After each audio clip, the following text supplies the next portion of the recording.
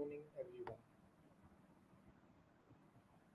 So today we will discuss about a important class that is importance of photoperiodism and vernalization. So photoperiodism and vernalizations are two important phenomena of the plants during their vegetative growth. When the plants is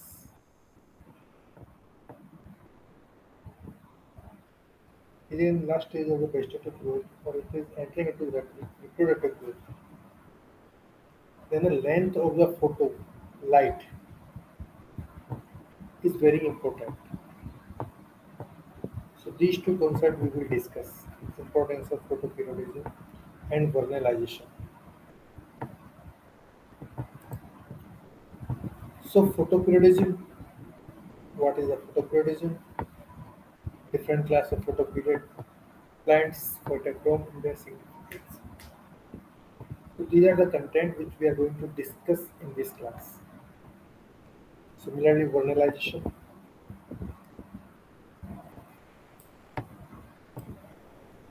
Introduction, site requirement, what is the requirement for the vernalizations, mechanism and significance.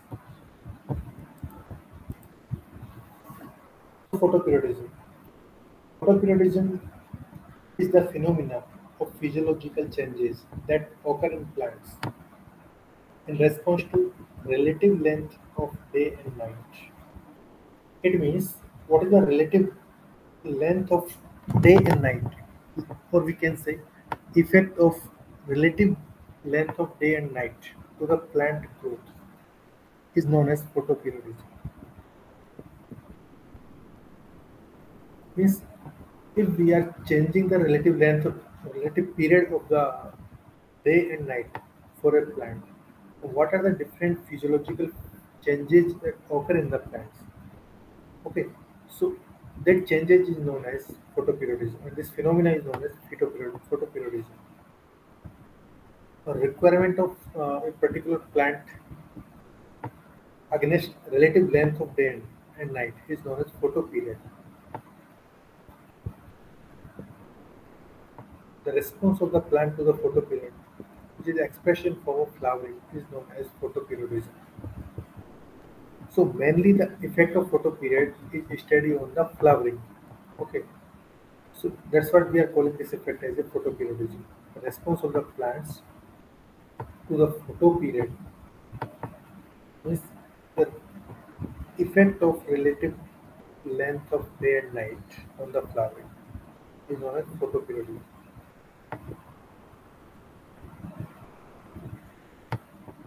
Basically, this phenomena was first discovered by the Gardner and Allard in 1920. During 1920, Gardner and Allard were two scientists that discovered this phenomena, photoperiodism. Okay. So, if suppose we want to define the photoperiodism, we can define photoperiodism effects of relative period, relative length of day and night on flowering. Okay. So that is known as photoperiodism.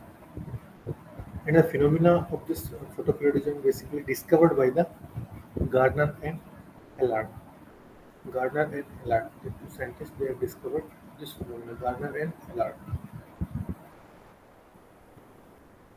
Types of photoperiodism. Types of photoperiodism means based on the requirement of the plants. Either it is long day or short day plant. Depending upon the duration of photoperiod, the plants are classified into three different categories: short day plants, long day plant, and day neutral plant. So, long day plant means we can say this is the day length and this is the night period. So you can see for the long day plant,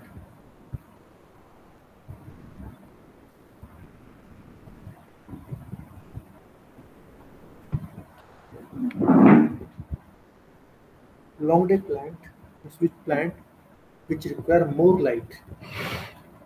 Long day plant which require more light. or we can say more than 12 hours. Requirement of light is more than 12 hours is known as long day plant. Against that we can say them as short day plant, short night plant, SNP, short night plant, because they require very less night period. We can say. You can see here in case of long day plant, if they require how much out of 24, they require only 6 to 10 hours of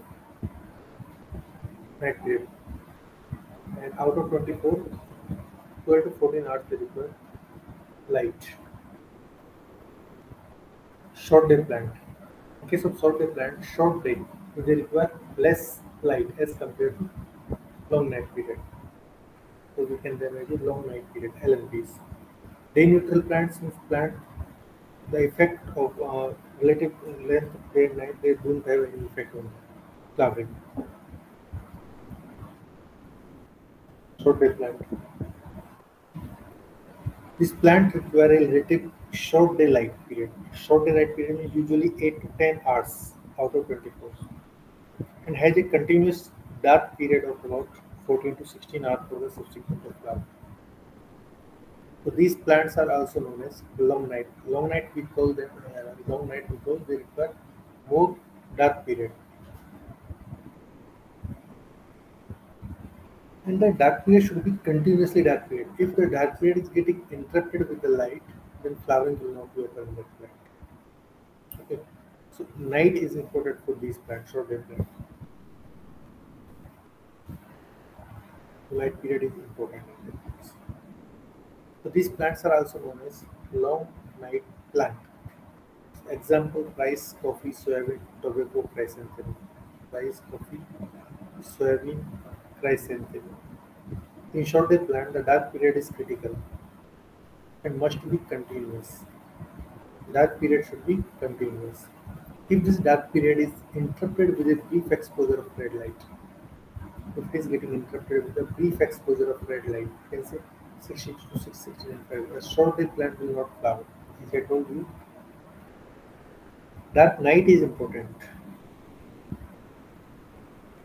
That dark night should be continuous period. And if this period is getting interrupted with the light, short day plant will not flower.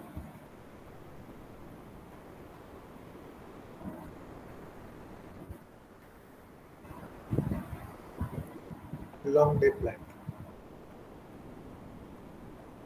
These plants require longer daylight period. These plants require longer daylight period, usually 40 to 60 minute 24 cycle of the subsequent flower. These plants are also called as short night plant. Short night means they require less night. Daytime is important. Continuous daytime is important. Wheat, radish, cabbage, sugar beet, spinach. In long day plant, light period is critical. It should be continuous. A brief exposure of red light in the dark period of prolongation of light period stimulate flowering. Prolongation of light period stimulate flowering in the long day plant.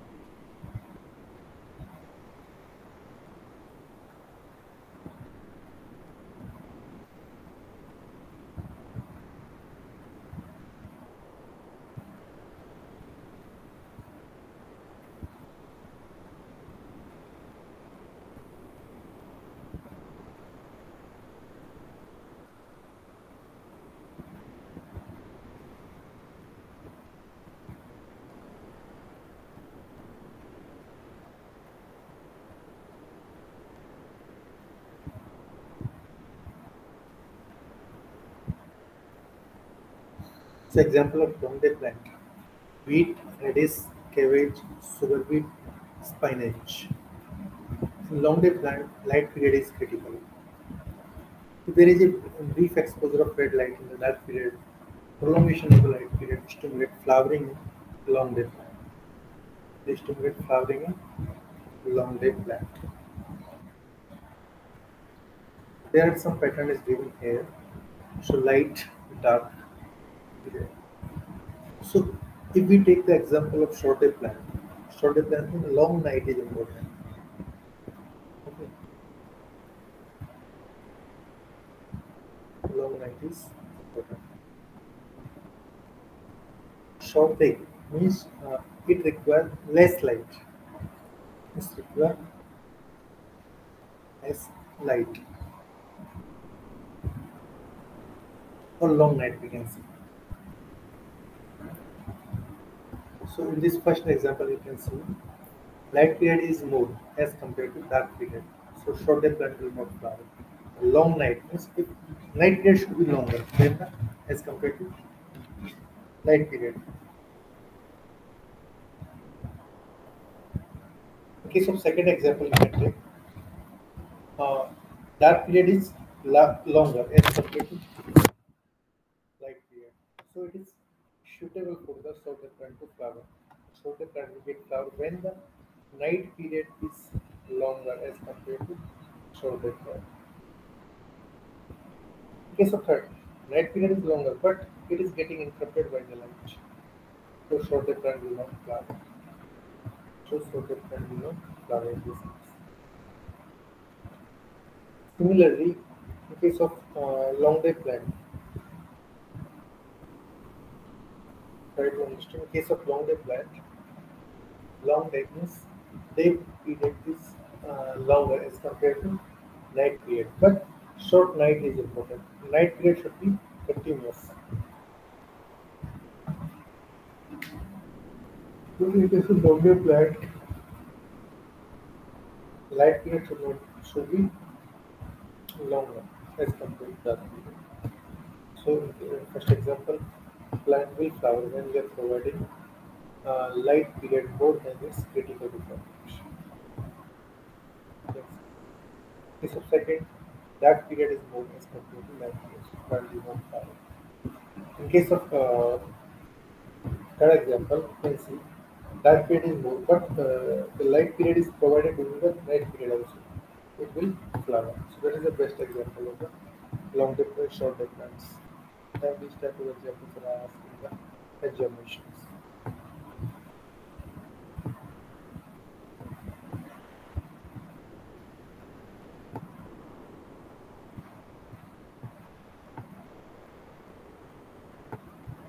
To try to understand the problem.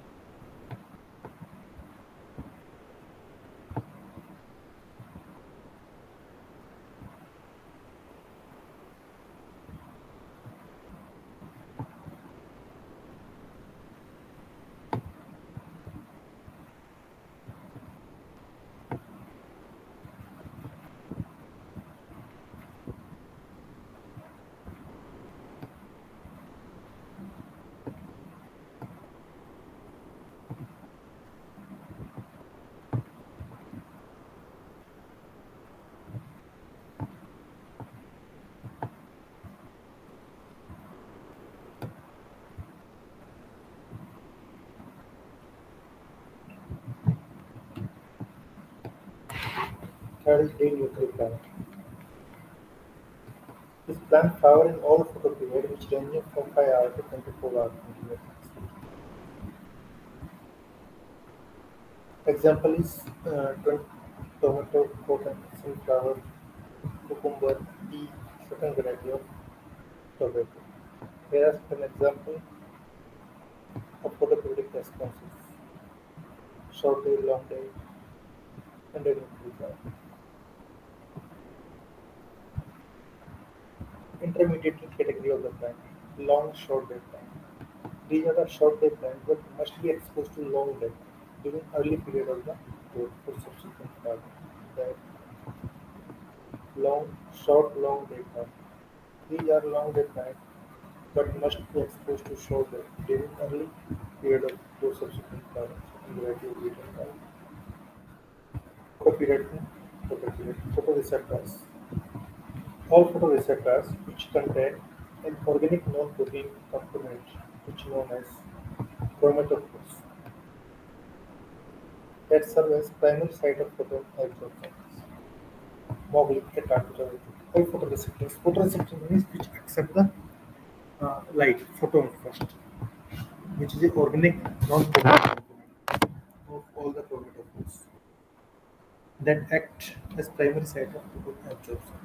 At present, there are six classes of photoreceptors are known: phytochrome, cryptochrome, light oxygen voltage LOV sensors, light oxygen voltage sensor, blue light sensor, utilization flavin adenine dinucleotide FAD, rhodopsin, and xanthopsin. These are the five: phytochrome, cryptochrome, light oxygen voltage sensor, blue light sensors, FADs, rhodopsin, and xanthopsin.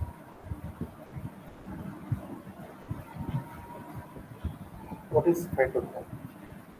Phytochrome is a pigment which forms in some plant cells that we want to control the plant development in line-dependent manner. So this pigment has two forms or phases which exist in P red light sensitive, PR red light sensitive, P far red light sensitive. Actual plant response is very specific to each species, and some plants do not respond at PR phytochrome red, phytochrome far red, slow conversion, phytochrome far red, slow conversion to phytochrome. PFR buildup, PR buildup, PR short day plants. During the short day plants, florigin get activated. Florigin get activated.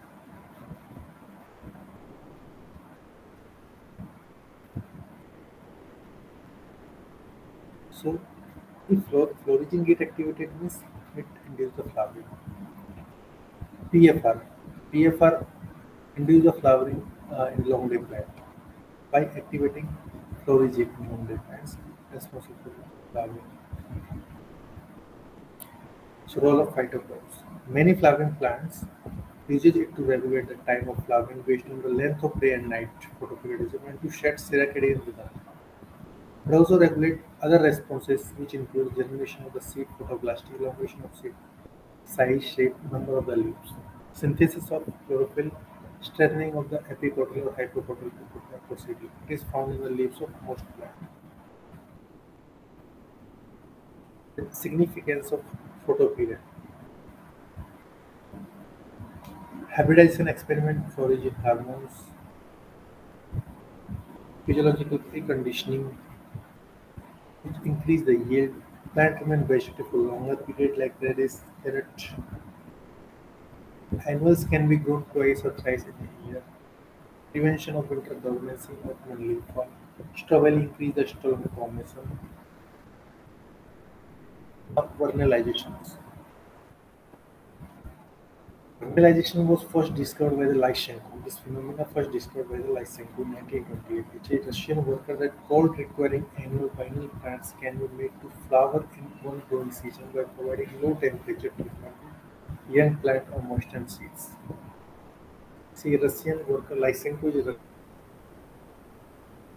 cold requiring annual or biennial plants Can we meet the flower in one growing season by providing low temperature?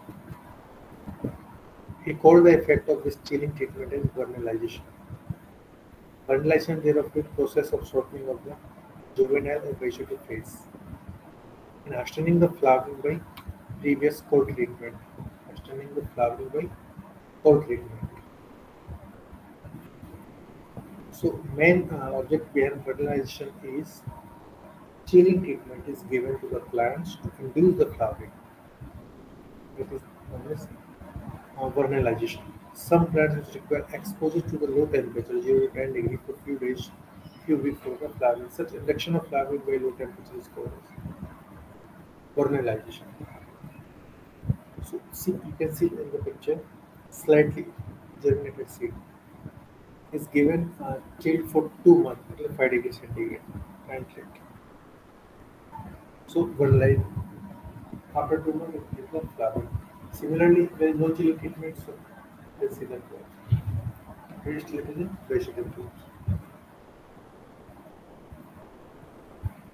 Now site for vernalization. You have identified particular site. The stimulus of vernalization is perceived not only by meristematic cells, active apices,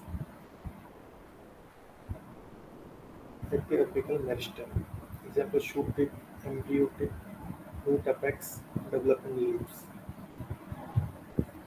etc. Stimulus of vernalization is perceived not only by meristematic but also by cells, shoot tip, embryo tip, apex, developing leaves, etc.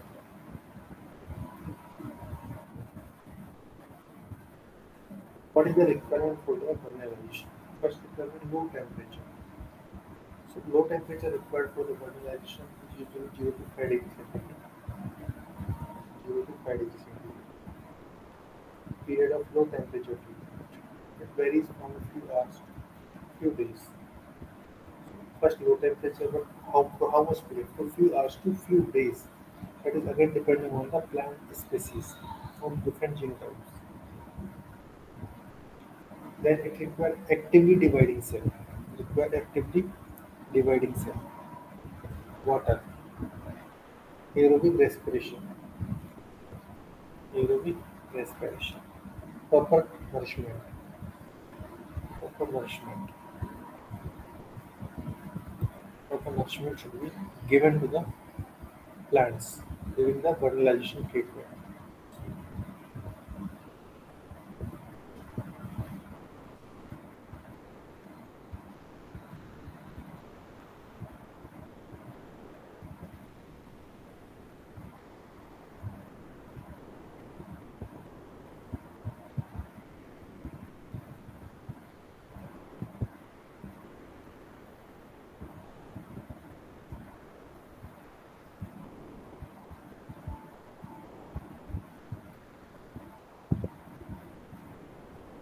Now, mechanism of fertilization. Means a particular stimulus which is received by actively dividing cell of shoot tip or embryo tip travel to all part of plants and prepare it to flower. The stimulus which is received by actively dividing cell. Stimulus of what? Vernalization, chill treatment. The chill treatment stimulus is received by actively dividing cell. Received by actively dividing cell of shoot or embryo tip which travel to all part of the plants and prepare it to flower. So the stimulus has been named as Vernellin. So what this Vernellin stimulus, okay, what kind of stimulus is moving into the plants has been identified and isolated. Later on the name was given as Vernellin. The name was given as Vernellin. Vernellin. It can be passed from one plant to another plant through grafting in case of henbane, but not in other. Henbane plants में ये report हुआ है but not plants. So vernalin is responsible for the vernalization. If we try to understand the concept of vernalization, there are two theories given: phasic development hypothesis and hormonal hypothesis. PG development hypothesis is mainly thermostats, photostats, third stage. Thermostat means based on temperature dependent. Photostat means light dependent. So you can see in case of long day and short day plant. Effect of vernalization and photoperiod and with already. This is the vernalized plant. The non-vernalized.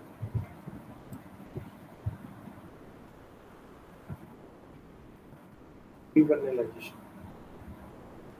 The positive effect of low temperature treatment on the vernalization of the plants can be countered by subsequent high temperature treatment. This is called as devernalization. The positive effect of low temperature treatment on the vernalization of plants can be counteracted by subsequent high temperature treatment. This is called as devernalization. The degree of devernalization decreases if the duration of cold treatment has been longer. However, the devernalized plants can again be vernalized by low temperature. Can be vernalized. So, vernalization are reversible phenomena.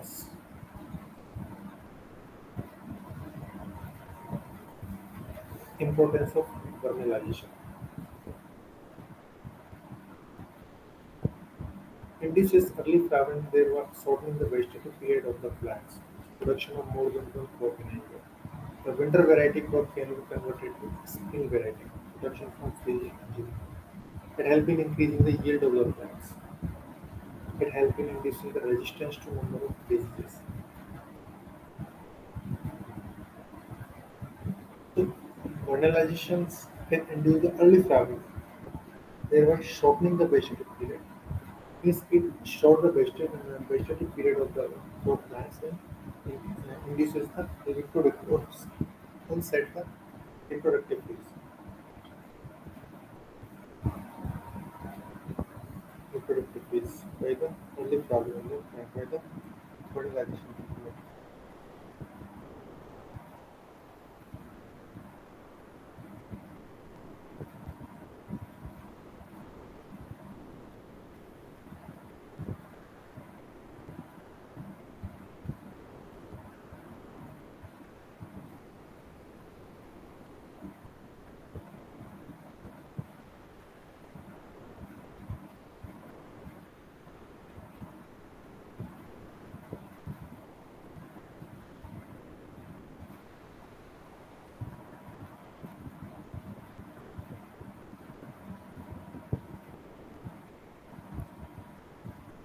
Like winter varieties, crop can be converted to spring varieties.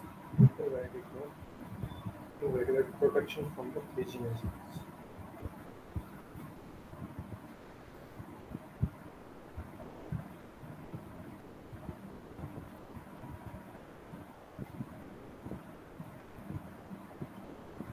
It has been increasing the yield of the plant by the reducing the vegetative growth yield of the plant. It has been reducing the resistance to number of diseases. It can increase the complete resistance of the plants. Tropical plants requiring long summer can be grown in temperate areas. The difference between photoperiodism and chronology. Photoperiodism is the response of relative length of light in dark period. It is the acceleration of ability of flower to change. The stimulus is perceived by mature leaves. The stimulus is received by active meristem. It not only prepares the plant for flowering but also induces flowering. Red itself does not induce flowering but the prepared flowering. It mediates through florism. And in case of fertilizer, vernal. Mediated through the vernal. The effect of photoperiod cannot be reversed. The effect of vernalization can be reversed by exposure of high temperature, therefore devernalization. The photoperiodism can be transmitted from one plant to other through grafting. The vernalization instrument cannot be passed from one plant to another plant except with algae. In case of algae, it can be done. Where photoperiodic stimulus is interrupted by dark period. The vernalization stimulus must be applied continuously. Must be applied continuously. So this is all about the photoperiodism and vernalization. The theories can be taken on the LNS.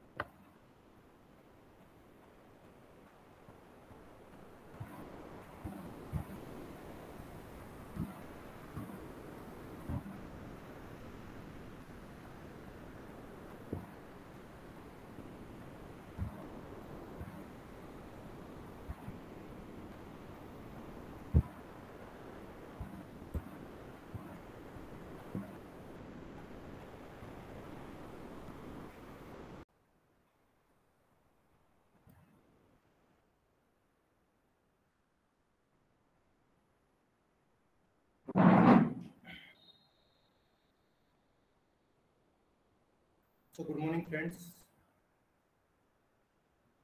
So for the course Fundamental Crop Physiology, next class is diffusion and osmosis, absorption of water, transpiration and instrumental physiology.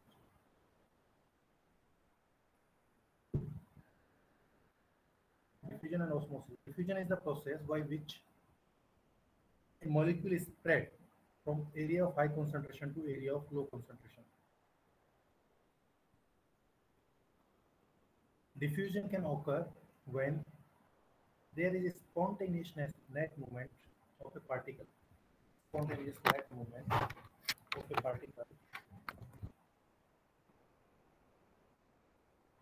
or molecules spread them from an area of high concentration to an area of low concentration through a membrane. It is simply the statistical outcome of random motion. As time progresses, a differential gradient of concentrations between high and low will drop, means it becomes increasing shallow until the concentrations are equalized. The molecules will always move down the concentration gradient toward area of lesser concentrations. So in simple terms, diffusion is nothing but it's a movement of particles or molecules from area of high concentration to area of low concentration. That is known as diffusion. Similarly,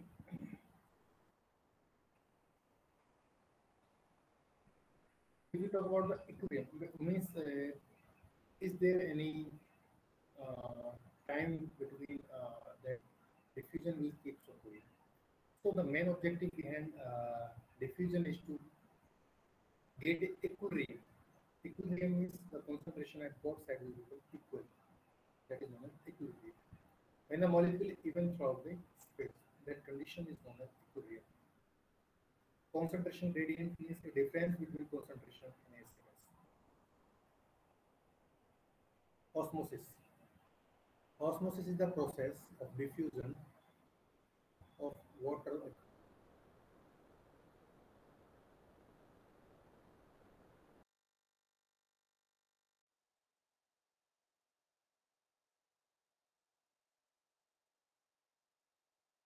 Molecules are free to pass across the cell membrane in both directions, either in or out. Thus, osmosis regulates the hydration, the influx of nutrients, and outflow of waste among the processes. So, in simple terms, osmosis refers to the process of diffusion of water. Means in this case, diffusion of water is taking place. But in case of diffusion, the movement of particles or molecules is taking place across the semi-permeable membrane. So, water will move across the, and there is a high concentration of solid to Then different class of solutions: isotonic solutions and hypertonic solutions, hypertonic solutions. Isotonic solution, iso means equilibrium in concentration. If the concentration of solid equal on both sides of the membrane, then the water will move back and forth, but it won't have any result on the overall amount of water. On either side, iso means equal to same. Hypotonic solution, hypo means less. So in this case, there are less solid molecules outside the cell. Since the salt shut the water will move to the cell. So the cell begin. The cell will gain the water and grow large. In plant cell, the central vacuole will fill and plant becomes stiff and rigid. The cell wall keeps the plant from bursting. In animal cell, the cell may be in danger from bursting. Organelles called contractile vacuole will pump water out of cells to prevent this. Hypertonic solution. The word hyper means more. So in this case, there is a more solid molecule outside the cell, which causes water to suck in the other direction. In plant cells, the central vacuole loses water and cells shrink, causing wilting. Animal cells, the cell also shrink. In both cases, cell may die. With the diagrammatic representation of hypertonic and hypotonic protocols.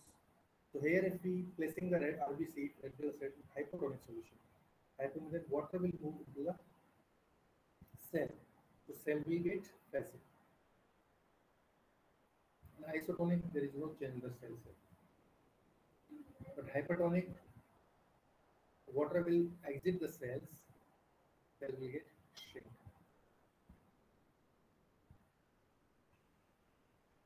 So both the diffusion and osmosis are a type of passive transport. These are the class of passive transport, that is no energy is required for molecules to move or out of the cell. Sometimes large molecule cannot cross the plasma membrane and help across by carrying proteins. This process is facilitated diffusion. Process is known as facilitated diffusion. Now we discuss water potential and its component.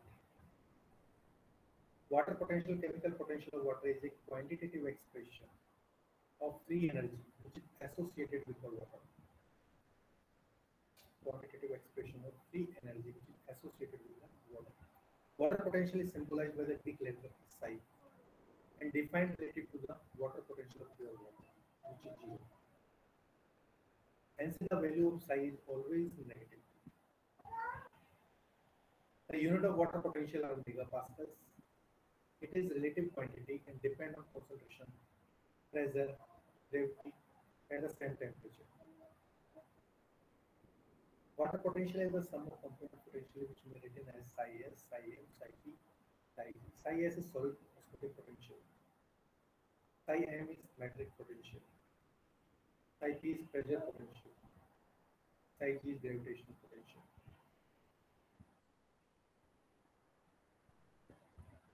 Osmotic potential. Osmotic potential psi s is the component which is produced by the solute dissolved in the cell seal, chiefly vacuolar seal. The metric potential psi m refers to water held in microcapillary or bound on surface of the cell wall and other cell component. Pressure potential psi p is the trigger pressure or produced by diffusion of water into protoplast which is enclosed in wall which resists the expansion. In the xylem of transpiring plant, psi p is usually negative. In vegetating plants, it is positive as a result of food pressure. Gravitational potential is the effect of gravity, is a term of negligible importance for leaf, but become important in comparing potential in the leaf of different height. Water always moves from less negative potential to more negative water potential. So this is the example here. You can see water will move from high water potential to low water potential. So psi minus 0.1, 0.2, 0.3. Water will move from less negative value to high negative value. So the importance of water potential. Water potential is a diagnostic tool that enables plant scientists to assign a precise value to water status in the plant cells. And for water potential, we can exactly know the water status, how much quantity of water is needed by the cell. Lower the water potential in the plant cell or tissue, greater is the ability to absorb the water. Conversely, the high water potential, greater is the ability to absorb water. Ability to tissue supply water to other more desiccated plant cells. Thus, water potential is used to measure water deficit and water stress in the plants. As general rule, leaves of most plant tissue are likely to have water potential from about -2 to -2. With decreasing soil moisture supply, leaf water potential become more negative than before. And leaf growth and decline. Most plant tissue is grow completely from water potential to water become worse. So this is the concept of water potentials. Thank you.